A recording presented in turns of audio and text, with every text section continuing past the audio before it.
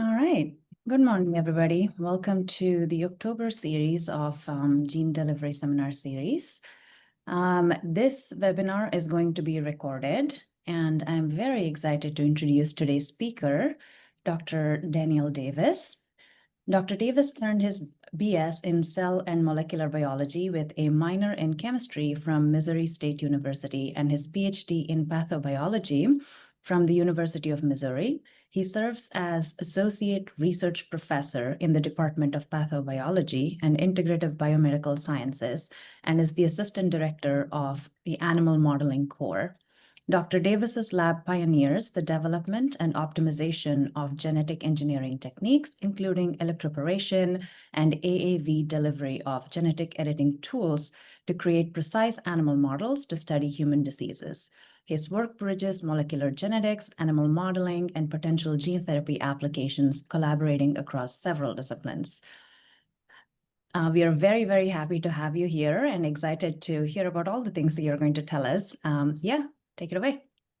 All right. Thank you very much for the introduction. And thank you to Vector Builder for giving me the opportunity to lead the discussion today.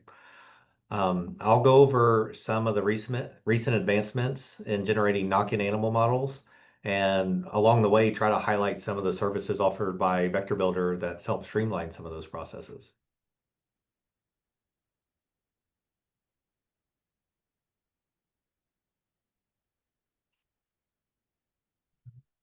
There we go. So first, a little bit about myself. I run the Animal Modeling Core here at the University of Missouri. We're housed in Central Missouri, Columbia. My lab is off main campus at a place called Discovery Ridge. It's a research uh, like a research park that's about 3 to 4 miles from main campus. And what's unique about the facility that I'm in is that the Animal Modeling Core is partnered with two NIH-funded repositories. And these repositories are the Mutant Mouse Resource and Research Center and the Rat Resource and Research Center. And what makes this partnership unique is that it allows us to have high throughput animal model generation. So my lab is focused mainly on custom new models. So designing, meeting with investigators, generating those models, and the resource center cryopreserves and acts as a repository for all mutant strains, and then also distributes those worldwide. So this partnership allows us to feed ideas off of each other, share a facility, share some personnel to really streamline those processes. So one thing that's in common between everyone at our facility is genetically engineered animal models, whether it's being engineering these models, cryopreserving them, or distributing them. So why genetically alter animal models? So I'm going to start from the very beginning here. We do this so we can study gene function and also understand and treat human diseases. So how do we make these animal models? They can be made through several different approaches, one of which is just spontaneous mutations. Maybe a mouse or a rat has a particular phenotype that you're interested in, and it arose naturally. So then you selectively breed that animal, and then you develop a colony that was all arisen from the spontaneous mutation. Another approach is chemically induced mutations. So people has used radiation or ENU alkaline agent, these mutagens that can randomly mutate genes, and then we can go back, study which genes have been mutated and what those phenotypes look like. Another way is through random transgene insertion. So this is where we're just randomly inserting DNA into the genome and allowing that gene to be expressed and studying what that expression does or what those expression patterns look like. Next would be targeted insertions or deletions. So as you can tell, each of these methods are getting more and more refined as I go down. So targeted insertions or deletions is where we're inserting DNA or removing DNA or replacing DNA at a specific location. So we're no longer doing things randomly, but in a targeted manner. And historically, these targeted insertions or deletions have been done through embryonic stem cell targeting or through engineered nuclease mediated editing. And today's talk, when I say knock-in animal model, I'm really meaning a targeted insertion. So that's what I'll focus on the rest of the talk. I'll give a brief background on what knock-in animal models are, and then I'll spend most of the time talking about the methodology that we use to make these models. So why create a knock-in animal model? We do this to model human genetic diseases. So we can knock in human genes or human mutations from patients and mimic those diseases in a mouse or a rat model. And then we can have that mouse to better study that disease, to use to test potential treatments or therapeutic approaches and answer some of those questions that we can't do by just having the patients themselves. We can also study gene function. So we can knock in or insert specific variants of genes or isoforms of genes and see how those genes function in particular ways. We can also tag genes. So we can add fluorescent reporters or epitope tags and see where genes are being expressed at. And whether that's just endogenous expression or where they're being expressed at under certain conditions, where there's disease conditions or treatment conditions. We can also introduce genetic elements that allow us to conditionally induce or knock out specific genes. So this is like recombinase or flux models, where we're knocking out gene function or inducing gene function at certain time points or in certain tissues. We can also perform gene rescue or replacement studies.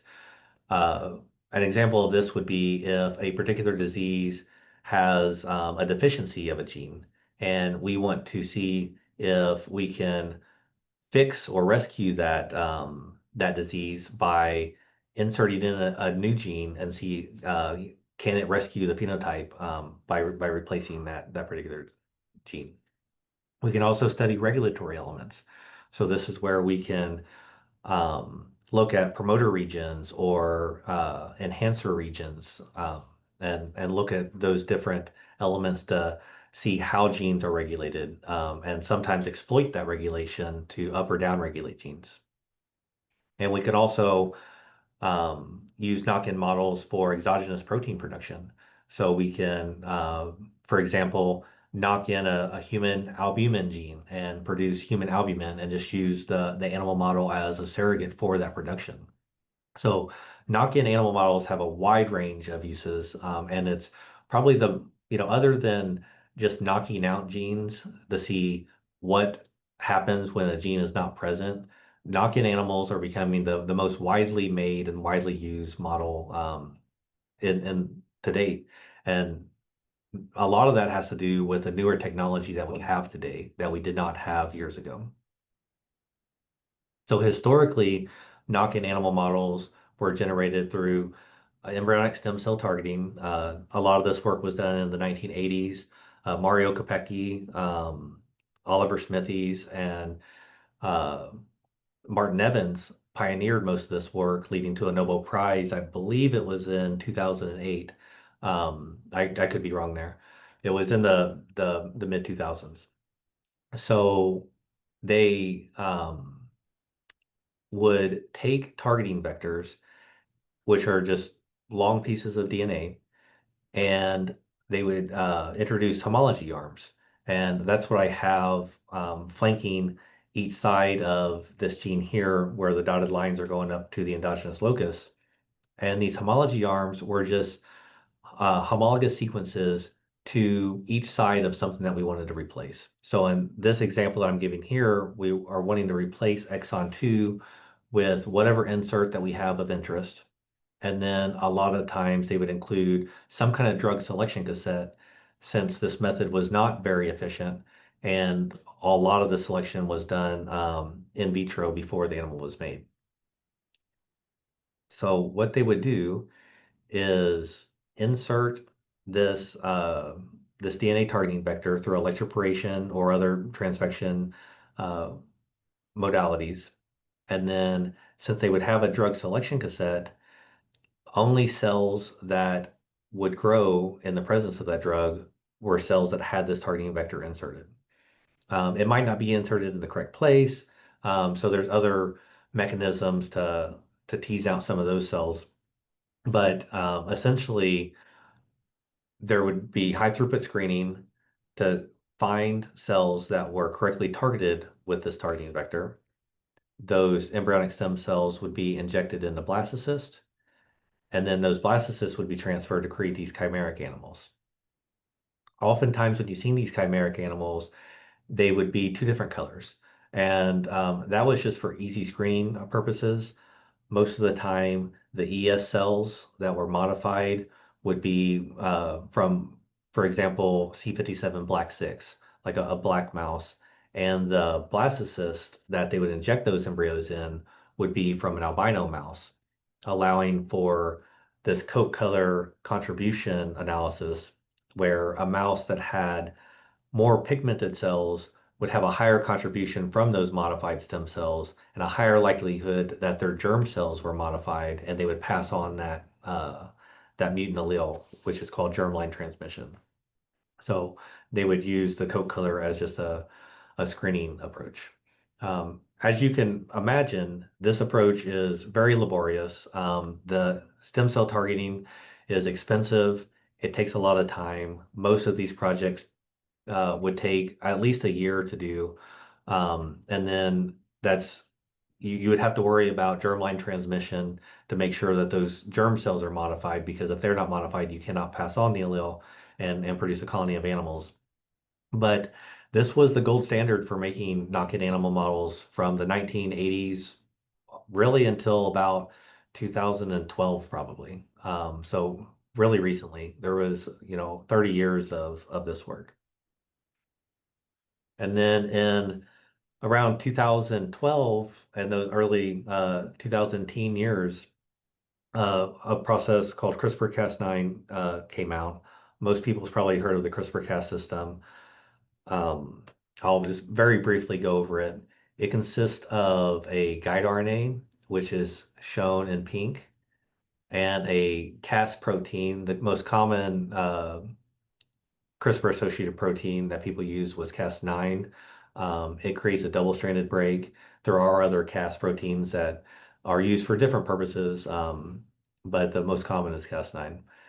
And what's significant here is the guide RNA can be designed to target essentially anywhere in the genome, and it would lead the Cas9 protein to that area in the genome and create a double-stranded DNA break.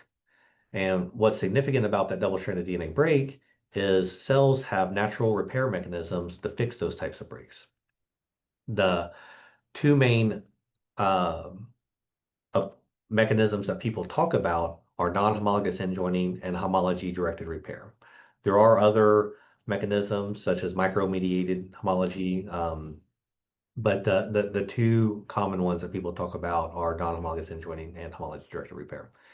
NHEJ, or non-homologous end joining, is where that double-stranded break is fixed by simply uh, reattaching the DNA. So the two loose DNA ends would come back together. If it's a perfect match, then the guide RNA could bind again and the Cas9 protein could cut it again.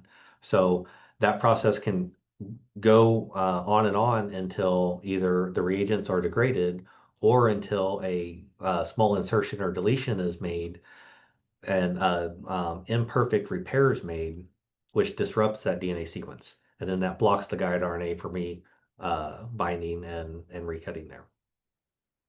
So that process is really commonly used to create knockout animal models. So for deleting areas in the genome. The other repair process, homology-directed repair, is where we supply a donor DNA template with small homology arms, very similar to the homologous recombination and stem cells that I just talked about. but these homology arms are homologous to each side of that expected double-stranded break. And the cell could then use this repair template to fix that double-stranded break. And in the process, it would integrate any DNA that you have engineered in between those two homology arms. So this is a way to knock in or make these targeted insertions into the genome. All right, so now that we have the reagents that we need, so the CRISPR complex, that guide RNA, the Cas9 protein, and the donor DNA repair template to create the knock-in, how do we get those reagents into an embryo? The two most common techniques that's used in labs are pronuclear microinjection and embryo electroporation. Pronuclear microinjection is a mechanical physical injection of the pronucleus of each embryo. In the picture here to the left, you'll see a holding pipette. So it has slight negative pressure inside, allowing that in this case, a one cell stage embryo to attach to it and hold it in place. And then to the right, you can see the fine needle that contains our genome editing reagents. So inside that needle will be our Cas9, our guide RNA, and our DNA repair template. And that is physically injected into the pronucleus of an embryo. This approach works quite well. However, it is technically challenging. So a skilled microinjectionist is hard to come by, especially nowadays with technology increasing and the need for these techniques decreasing. So finding those skilled microinjectionists are difficult. The equipment is also quite expensive. You need micro manipulators and a microscope to be able to do these very small movements and these uh, very delicate injections. The other approach is embryo electroporation. This is a newer approach. While electroporation itself has been around for decades, the idea of electroporating embryos to get in DNA or RNA reagents is relatively new. There was a publication back in around 2016, 2017, where people started doing this type of modification using the CRISPR system. And this is where you have electrode in the picture below this video. I have a glass slide electrode. That's what we use in our lab, but you can also use a cuvette or other types of electrodes. They are hooked up to a power supply, and we pipette our genome editing reagents. In this case, the guide RNA, the Cas9 protein, and our donor DNA template that we want to knock in. We pipette that solution in between the two electrodes. Then we line up the embryos in between those two electrodes, and we apply specific pulses. And I've got a really short video here. Basically, you just see bubbles form on each electrode. And during that 2 seconds, all 40 to 50 of those embryos in between those two electrodes had pores developed in the membrane, and those CRISPR reagents and donor DNA template that's in the surrounding media was able to enter those embryos.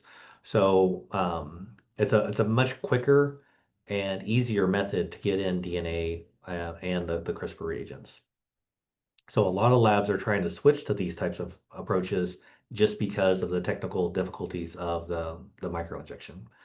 And it's also important to note that embryo electroporation is less traumatic to the embryo. So we typically see a lot higher embryo survival after these electroporation procedures versus pronuclear microinjection. It's a physical stress on the embryo, and we see reduced survival using that technique. So now we know about the CRISPR system. We know how we get some of these reagents in, or some of the different methods that we could use to get these reagents into embryos. I want to briefly talk about some of the advancements to these approaches that I've personally found to be significant over the past few years. Of course, I'm leaving out a lot. You can't talk about all the advancements because labs are doing great work.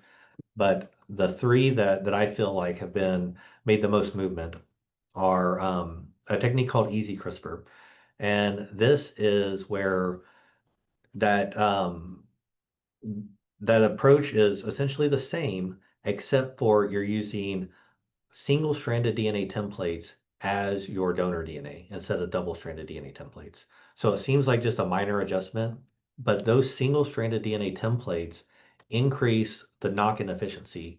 So that using that homology-directed repair pathway from CRISPR, a single-stranded donor DNA template will insert in more readily than a double-stranded template. There are limitations to that. Generating the long single-stranded templates can be challenging, especially depending on the size. So shorter templates are easier to generate. The larger templates can be technically challenging and difficult to work with. And depending on size, the delivery system also plays a role. So electroporation, you can get in smaller pieces of DNA, but larger pieces of DNA don't go into the nucleus and can't get knocked into the genome in that regard. So there's some conflicting data in the literature, but most labs that I know, anything like 200 to 500 base pairs, that size range, people can use electroporation to get those knock-ins inserted. But anything larger than that, people typically still use pronuclear microinjection for those larger pieces of DNA to be more efficient. The next advancement is two-cell microinjections. So this group showed that when you engineer embryos at a two-cell stage instead of a one-cell stage, the knock-in efficiency itself is higher. And they speculate that this is likely due to a longer G2 phase in the cell cycle in a two-cell stage embryo versus a one-cell stage embryo. Um, so the timing of manipulation can matter a lot, especially when you're looking at that homology directed repair mechanism of generating knock-ins. However, as it says in the title here, these are still done through microinjection, and now you're microinjecting two different cells, which is even more challenging and more traumatic on that embryo. So even though you're getting increased efficiency, the technically challenging work is still there. And then recently, a group come out with a process called CRISPR-Ready. And there's been several papers on this recently, and a lot of them right around the same time. So, this is just the probably the most popular paper, so I don't want to discredit anyone that's also come up with very similar techniques. But essentially, this approach uses a adeno-associated viral vector, AAV, and you engineer your donor DNA packaged inside that AAV. So you have your homology arms, you have your insert of interest, all packaged within AAV. You infect embryos with that AAV, and then you can electroporate with your CRISPR-Cas9 complex because the CRISPR-Cas9, the guide RNA, and that Cas9 complex, it can readily be electroporated in, has nuclear localization signals, so it can enter into the pronucleus. And then the viral mediated delivery of that donor DNA template allows for those larger templates up to the limitation of AAV, which is about 4.9 kb, to get into the pronucleus also. And then, so all the reagents are there, and your genome editing event happens. The CRISPR complex creates your double-stranded break, and your donor template's there to fix that break and create your knock-in. So a strategy that we developed in our lab was kind of a modification of all of those papers and all of those advancements. And most importantly, allowed more of a streamlined process and pipeline for our lab, since we do have a lot of projects that come through our lab and we have to have a high throughput way of dealing with those projects. So what we did was we did a longer incubation. So it's kind of a modification of that CRISPR-Ready paper where we have a longer incubation with AAV. So we incubate starting at the 1 cell stage overnight into that 2 cell stage. So if you think about that 2 cell microinjection paper that I just mentioned, that longer G2 phase can allow for increased knock-in efficiency. So the modification itself, when we introduce our CRISPR reagents, is going to be at that 2 cell stage, allowing for hopefully increased knock-in efficiency. And more importantly, or just as important, this this timeline allows for just easier protocol within our lab, within the working hours of our lab. So the CRISPR Ready paper called for a 2 to 4 hour incubation with 1 cell stage embryos. And when you do embryo collections, you score those embryos, then you incubate for 6 hours, and then you do an electroporation, and then you do an embryo transfer. It makes for a very long business day, especially when you have multiple other projects, multiple other techniques that's going on in the lab. So this overnight incubation allows us to be much more flexible when the electroporation occurs and when those embryo transfers occur, breaking up the work in the 2 different days, allowing for just much more flexibility and placing projects within that schedule. So one of the first things that we did was we wanted to make sure that that long incubation period with AAV wasn't traumatic on embryos. So a simple experiment where we incubated embryos overnight in AAV, or we had vehicle-only controls where AAV was not present, and we showed that we had the same 2 cell cleavage rate overnight, so nearly 100%, and the same blastocyst formation rate 5 days later at around 50%. And I'll take a little sidebar and note that all of our initial work here was in rat embryos. So those that see that 50% blastocyst rate is not very good. Rat embryos are a little bit harder to culture than mice. So that is what's accounting for that lower efficiency overall. The next thing we did was we tested several different doses of AAV. That way we could settle on the lowest dose possible, but that was still efficient. And we settled on 3 times 10 to the 7th genome copies per microliter final concentration of AAV in our incubation. And we showed that using an AAV that expressed GFP, we showed that we got great expression at the 2 cell and 4 cell stage. So the DNA was readily getting into the cell, and in this case was actually being expressed and turned into protein to glow green. This protocol was recently published in Frontiers in Genome Editing, so feel free to find that paper and look up all the details. But I wanted to highlight some of the technical details in that most people is interested in.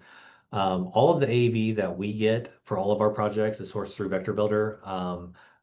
We've actually collaborated with other labs that's had difficulty getting this procedure to work, where we found that they were using in-house viral production cores. And I don't know if it was the quality of virus or the media that the virus was resuspended in, but they were getting less embryo survival.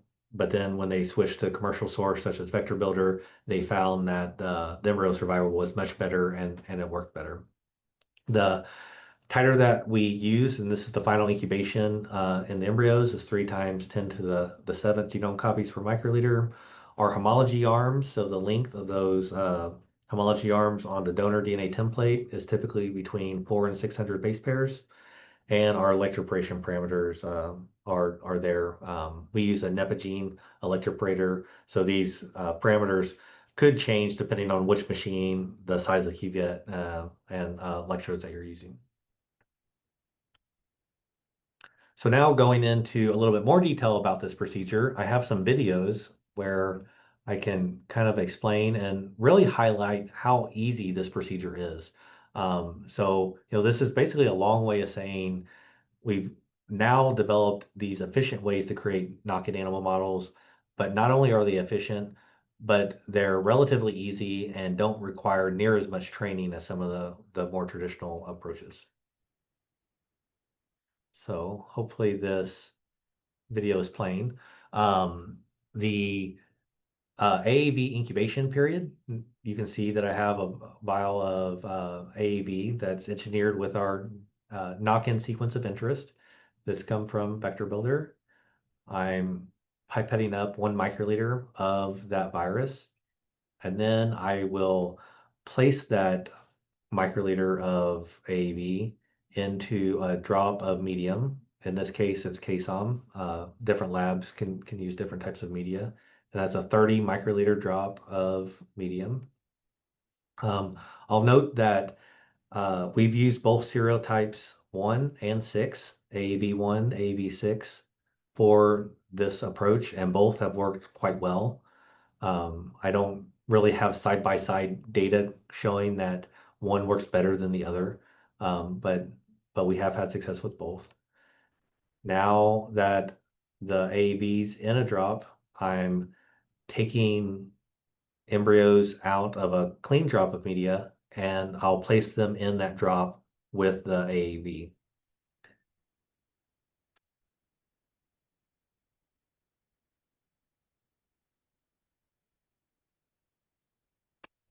And there we go. And it's as easy as that for the incubation.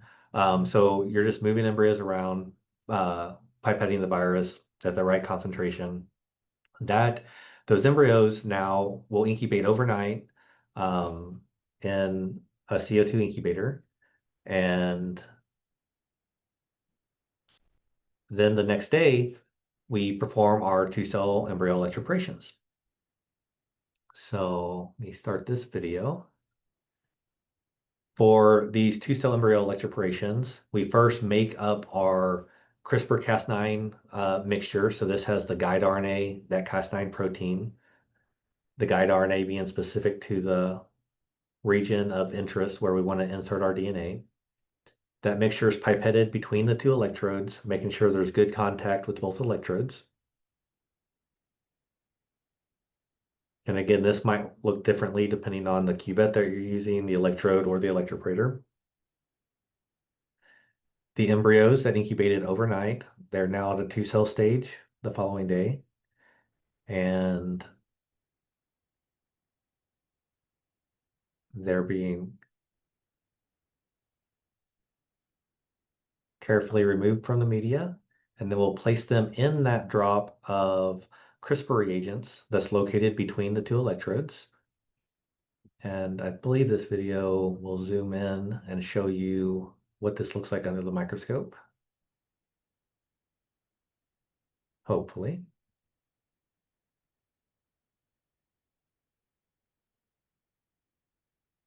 Yeah. So here's the embryos being removed from the virus.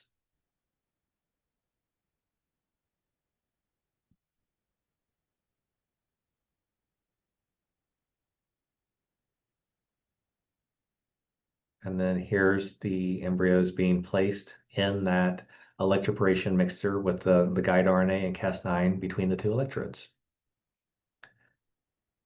And then it's most electroporators is as simple as pushing a button and applies those specific electrical pulses. Those electrical pulses will cause pores to open up in the membranes of the embryos, and the guide RNA and Cas9 in that mixture is now enters those embryos. So a lot easier, a lot higher throughput than microinjection.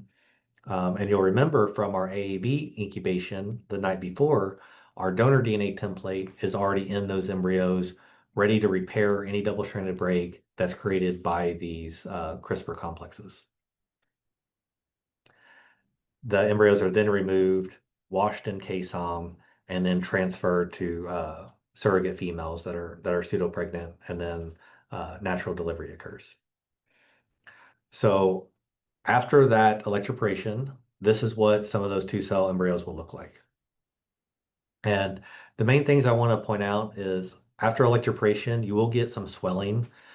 So some embryos will swell up, but after about an hour in culture, they will subside and they're perfectly healthy.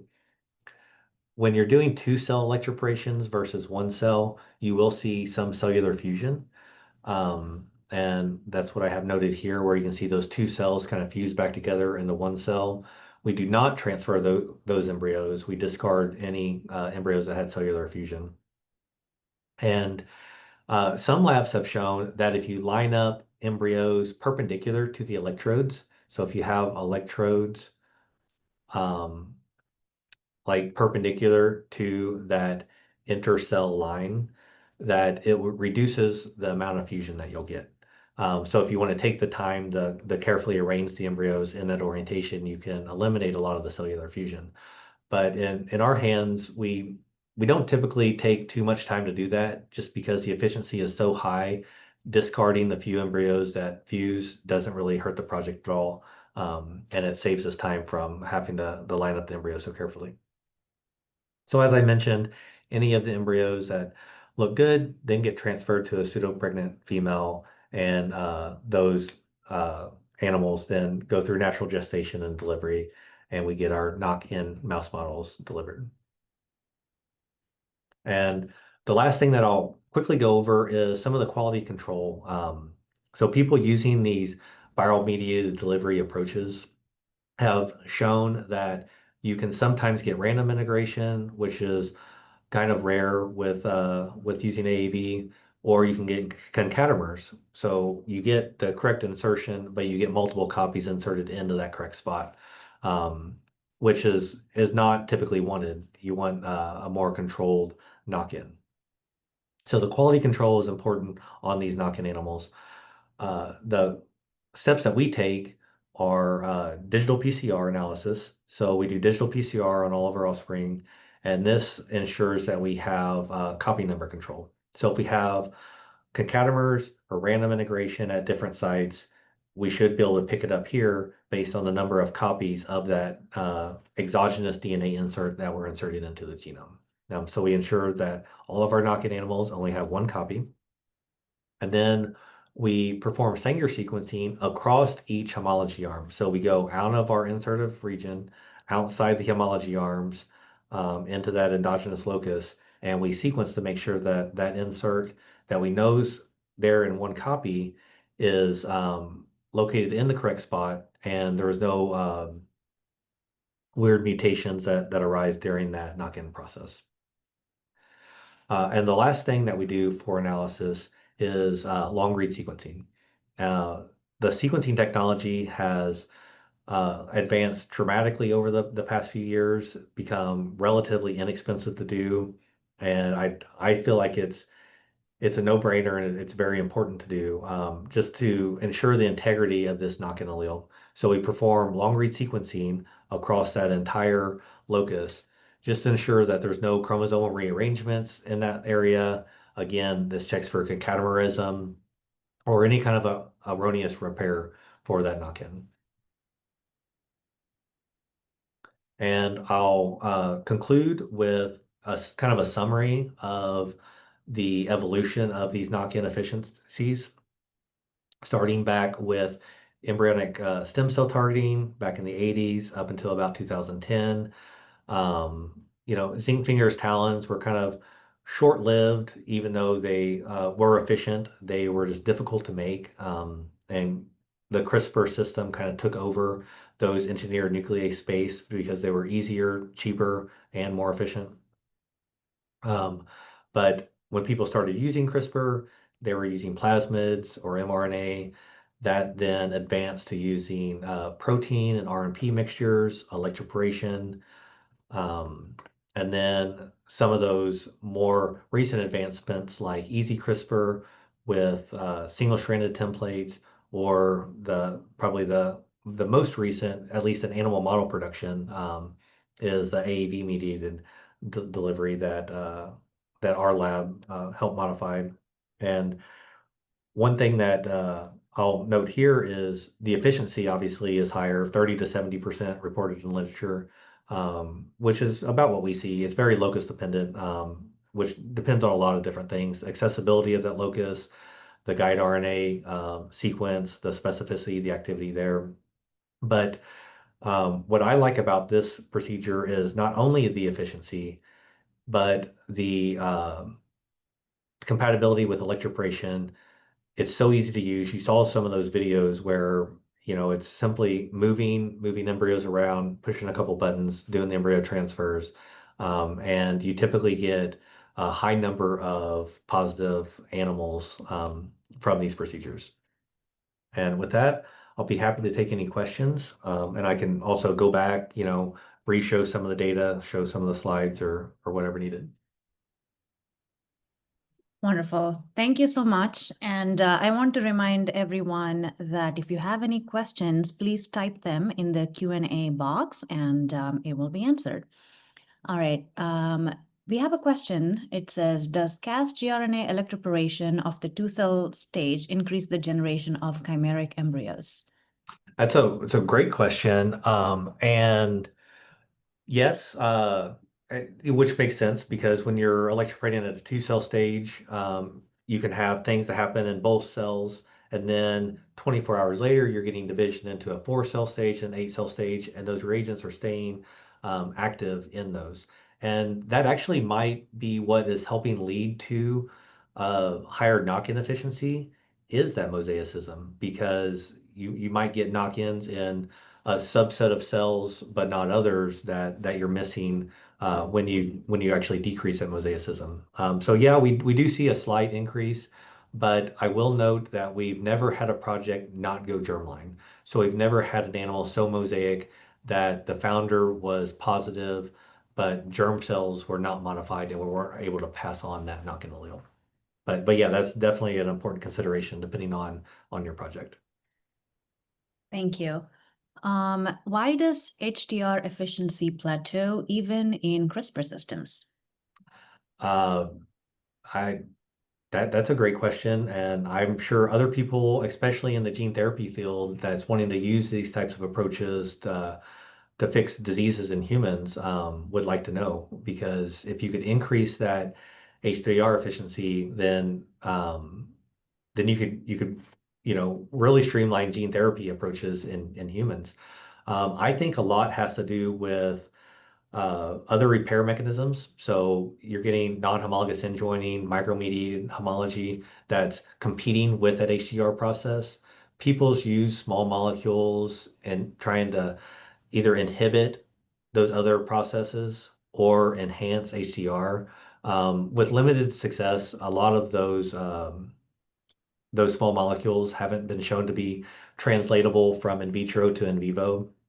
But I would say competition is one, activity of the guide RNA, the system itself is another, just how efficiently you can get those, everything to go right. You're expecting the guide RNA to bind, the Cas9 to create a double-stranded break, your template to be there, ready to repair, and a perfect repair to happen. You're asking a lot for to go right in every single cell at any given time point.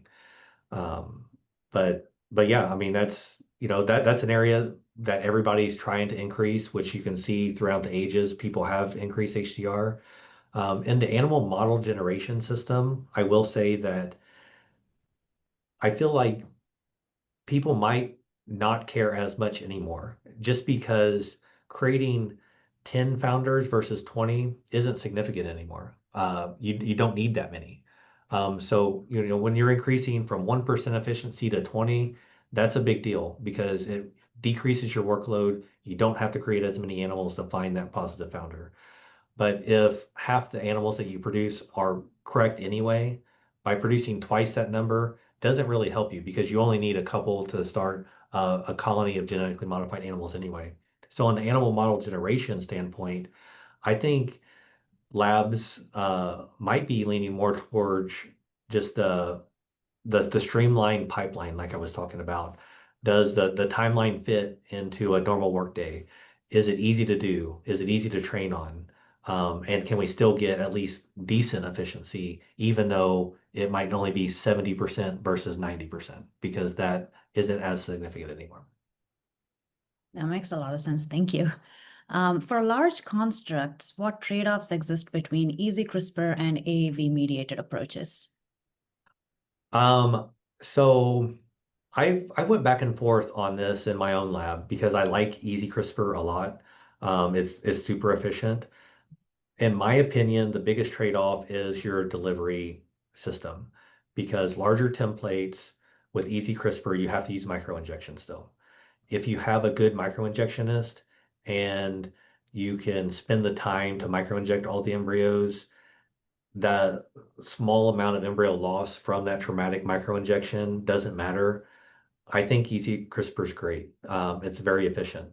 The the big thing with AAV mediated is you can create the same size knock-ins, even larger in some cases, up to 4.9 kb, the limitations of AAV, but it's easier because you could use electroporation. It's higher throughput. You have less embryo loss with about the same efficiency. So, not even comparing efficiencies, it's just the procedure itself is easier for some labs that don't have skilled microinjectionists and those other pipelines in place. Thank you. Related to that answer, we have another question. What delivery method would you recommend when the donor vector exceeds AAV capacity? So we traditionally just like we do have a skilled microinjectionist, so we're fortunate enough that we can do microinjection. And in those cases, I try for easy CRISPR still because you can have a 7, 8 kb long single-stranded template. They're very difficult to synthesize. But if you can generate that, you can microinject it still. Otherwise, double-stranded DNA plasmids, your efficiency will drop off dramatically. You're probably talking 5% or less at that point efficiency, but that's just the best approach that we have right now.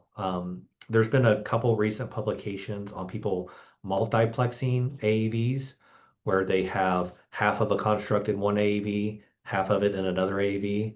So they're still trying to use an AAV approach and allow for those two halves to come together in the knock-in procedure. And there is some success there. So I think that there's going to be possibilities moving forward. I've also heard of other labs using things like lentivirus for that have increased capacity, but they have increased random integration and other limitations. So there's trade-offs there. But yeah, I think people's working to overcome that. But right now we still just use double-stranded uh, DNA with microinjections. Thank you. We have another question that asks, why is AAV so efficient? Is it because it's single-stranded DNA? So that's my thought. I actually don't know, and I've thought about this a lot.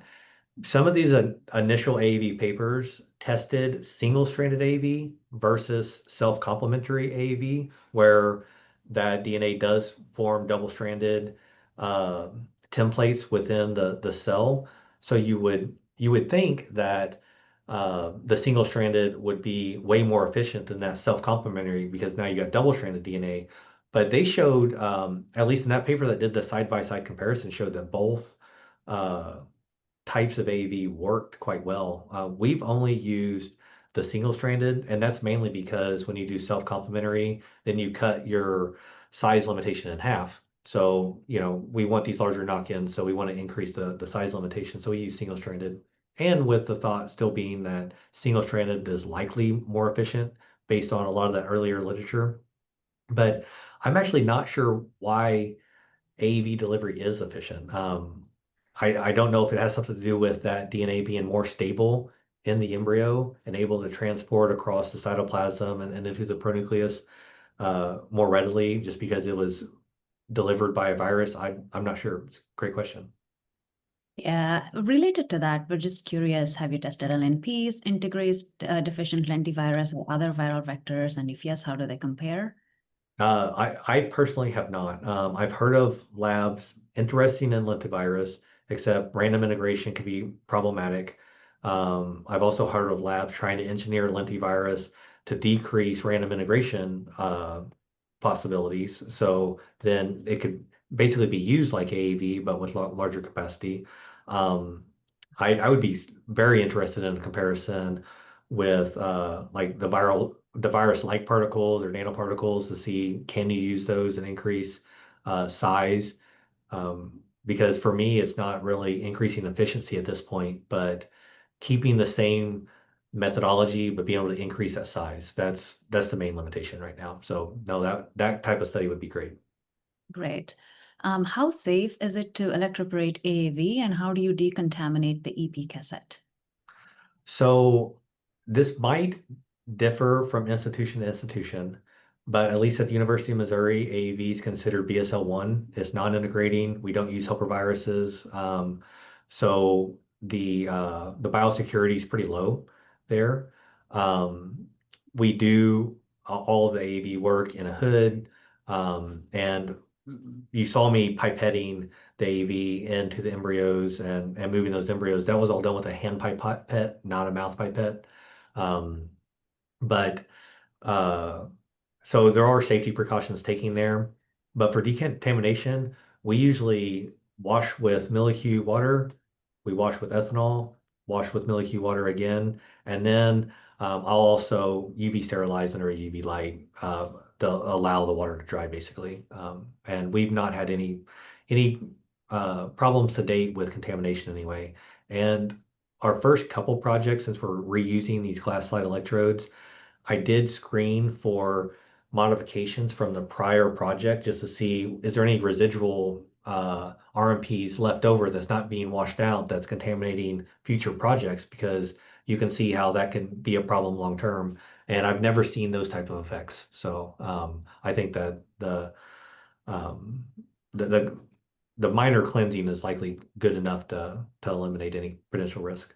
Okay, thank you. What is the longest duration of AAV incubation you've tested prior to electroporation? Do you see an increase in efficiency with longer AAV incubation? So we've done no incubation at all, where we simply electroporate the AAV along with the RMPs. We've done 4 hour incubation, we've done 6 hour incubation, and we've done overnight. And when I say overnight, about 16 to 18 hours. So we've not gone past that 16 to 18 hours to see if there's any kind of increase there. We found that all of them work, even the co-electroporation with no incubation at all. Um, we have still found that the overnight is most efficient for knock-ins, but I think a lot comes down to what works best for your lab, because all of the processes do work. It's just what fits into the schedule of your particular lab's pipeline, which is the best to use. Thank you. We have a question. If someone wants to commercialize a product using CRISPR-mediated knock-in technology, but is concerned about IP and licensing restrictions, what alternative editing methods that you personally would recommend that avoids these constraints? Um, I don't know. That's a good question. I'm not a lawyer. Uh, So if I understand correctly, so CRISPR itself is licensed. So if you're using CRISPR, I assume you're either not worried about it or you have licensing through, is it the Broad Institute, or so you have those licenses. If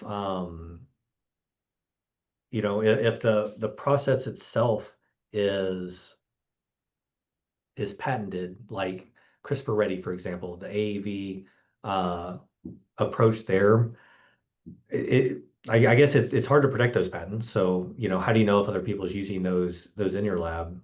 But I don't know. I can't intelligently answer that question because I don't have a law degree. Thank you. Yeah, that makes Good sense. question. Good question though. And I actually I have similar questions about other approaches that we've developed in the lab about how to protect them and if it's worth licensing. And I don't have good answers yet. Yeah. Um, okay, in the interest of time, I want to close the Q&A with one final question. What's your personal experience with integration of AAV? With integration as like random integration, or um, I guess it's kind of a broad question. I'll take that as using AAV for creating the knock-ins. We do see some random integration. We see some concatemerism, but we see such high correct targeting that it doesn't matter. So, for example, if we have, just for easy math, if we have 10 animals born, likely 7 or 8 of those are positive. of those 7 or 8, you might have 2 or 3 that have random integration or concatemerism. So you still have a good number of animals that have the correct insertion. So even though you're getting some erroneous integration, then you're still getting a lot of the correct animals without any kind of like viral backbone integration or anything like that occurring. So yeah, I guess that's my answer to that. Wonderful. Thank you so much. With that, I want to thank everybody that attended the seminar and the speaker. This was a wonderful conversation, and we hope to see you again for our next seminar. Thank you.